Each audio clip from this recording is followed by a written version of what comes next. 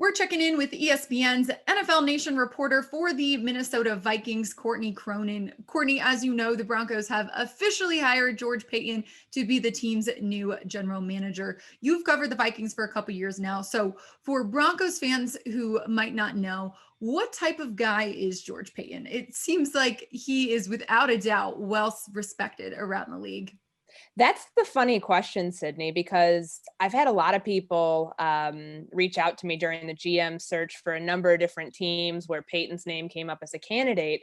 And the one thing people will always come to me asking, just because I cover this team, is how come I can't find a single article, profile, any sort of information about George Paton? You can't find the tell-all story about his come up from his days coming through as a college football player to working in the NFL in a number of different roles for the Bears and the Miami Dolphins and the Minnesota Vikings. And I think that that's kind of the mystery and the intrigue around him, is that he's not somebody who has ever really sought after the spotlight. And he's not somebody that, is one of these big talkers. I mean, sometimes you have like really big personalities in the football world, especially general managers. And George, for so long, has been in this assistant general manager role where, in a way, he can very easily blend into the background, but he is very much a part of the muscle and the brains behind the entire football evaluation process that the Vikings have built here. I remember speaking with someone who had worked alongside him a number of years ago, and I was just asking because I was curious about the same thing. And George is one of those people that you'll see off at practice, but he's not he's just not a very showy guy. He goes straight from the practice field straight up to his office, and he's not somebody who's going to stop and rub elbows and all of that. I mean, he is a true football guy. So I asked somebody once, what can you tell me about him that would kind of give me, paint the picture of who this guy is? And they said, that he is one of the best. When he used to do advanced scouting, for opponents, that he is one of the best that this person I spoke with had ever been around, of seeing the details, the preparation, the in-game stuff that, that's years of experience and years of hard work all coming into one. So I think what the Denver Broncos fan base and what this team is getting is somebody who has been incredibly choosy throughout this process. I mean, as we know, this isn't the first general manager job that he's been offered, but he's been very patient, which I think for a team that has a roster like the Broncos, they're coming off of 3 really good drafts, and a team that is pointed in the right direction just in terms of the infrastructure that it has and what it can add to it. You've got somebody who has been waiting his turn and has been ready to, he's had a plan this whole time. He's been building it. And now he finally gets to, put that into action. That's an exciting thing to see, because this isn't somebody who's jumped at every interview that's been offered to him. And there have been many that he has not taken for one reason or another. And clearly there's something different about this that, appealed to him from the very start. Yeah, Courtney, you mentioned it. He spent the past 14 seasons with the Vikings, including the last 9 of those as the team's assistant GM. Do you think it was just Denver that was the right fit, or why do you think now was the right time for him to make the next step in his career?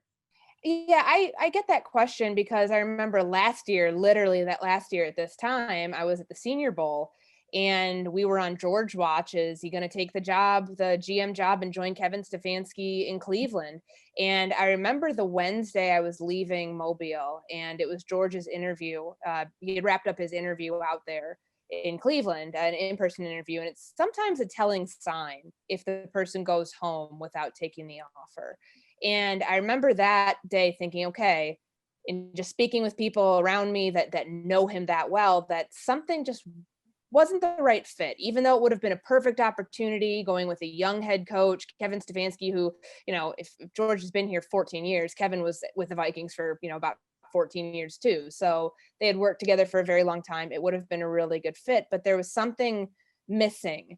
And I think that George, he's always been very patient in his approach about which jobs he's willing to even entertain the thought of. And he came really close to that one. I think, when he pulled his name out a couple of days later and Andrew Berry ended up becoming the GM of the Browns, I was, not surprised, but I was also thinking to myself, it's only a matter of time that he finds the right one. And I think there's a lot of things that appeal about Denver. Like I mentioned, it's a young roster, but it's a talented roster, and it's a roster that has a high ceiling. So you're not walking into a situation where you have to blow everything up from the start. And kind of from what I had heard, that wasn't George's pitch to ownership, or to any of the higher ups. And he has tremendous respect for John Elway, and the job that, the prestige and all of that, with Elway around the franchise, that, George clearly came in with a plan. We like what you guys have, add to it in certain pieces. And that's going to be how they carry on the success, because, for a team like Denver, it's a storied franchise. It's not a team that's constantly in a state of rebuild. They've won Super Bowls there. I think the expectation is that you have a team that, like the Vikings in a lot of respect, have owners who are willing to spend on free agents, have, facilities that are really, really impressive. You're in a very competitive division in the AFC West.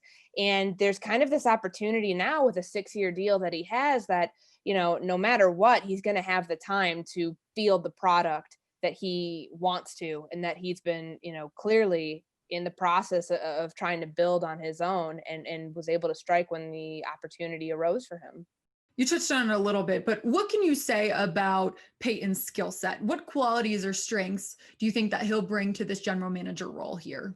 Well, I know on the pro side, when you talk about like college scouting and pro scouting, I mean, that's, certainly his forte. Some general managers will leave it up to the assistant GM to kind of handle like one or the other. And I know on the pro side, he is a very well respected, mind, especially with how you construct a roster, what you're able to do, with the product that you have, being really aggressive in free agency, all of those things, and building from there. So the one thing is with him as a talent evaluator, from everyone I've spoken with, is that there's not going to be any sort of knee-jerk reaction to things, going forward. That's going to be a loss for Minnesota, but certainly a gain for Denver. Because George is bringing with a lot of trial and error, a lot of expertise, and a lot of knowledge about what to do and what not to do as you build a team in free agency and you build one throughout the draft. Because the Vikings have been, a team that wants to have homegrown players. They want to build through the draft. He's, for the last 14 years, a lot of those draft classes, I mean, certainly George's fingerprints are all over them. George said in his opening statement with the Broncos that this team is a sleeping giant, and that he'll be aggressive, but obviously not reckless in adding talent to the roster, kind of like you mentioned. What can you say about his aggressiveness or philosophy during his time with the Vikings? Sure. I think a lot of that was in lockstep with, what Rick Spielman wanted to do, especially the last few years, because you think about what the Vikings' biggest free agent acquisition has been in the last, couple seasons. It's Kirk Cousins. I mean, in 2018, they had a move to make at quarterback. And, that is, at least right now, 3 years in, that's their franchise guy. Now, will that pan out, and be a long-term thing? I think only time will tell with that. But I think it shows you that someone like George, who from the talent evaluator perspective is not afraid to go out and go after the big name free agents. Sometimes it always comes down to money. It comes down to finances, but under his direction, there have been several holes in this roster that they've been able to not only just fill through the draft, because sometimes it takes years, but to be able to get a quicker fix through finding a free agent here and there to come in and fill that hole. So, as far as it goes with like the quarterback position, because every general manager wants to get it right. And that's sometimes the thing that defines people by their careers. So I do wonder, with Drew Lock and kind of where he's at in his development, having a general manager who is as aggressive, but is also is smart and patient. Like, he's not going to make any knee-jerk reactions to, adding around, pieces on the offense. I mean, there are already several, really talented pieces when you think about the weapons that Locke has, that I think he's in good hands with someone like George Paton, just knowing that he has the time in order to build this thing, but he also knows that he's in arguably one of the most competitive divisions in football. Courtney, thanks so much for taking the time to chat today. Really appreciate you and all your insight. No problem. Thanks for having me.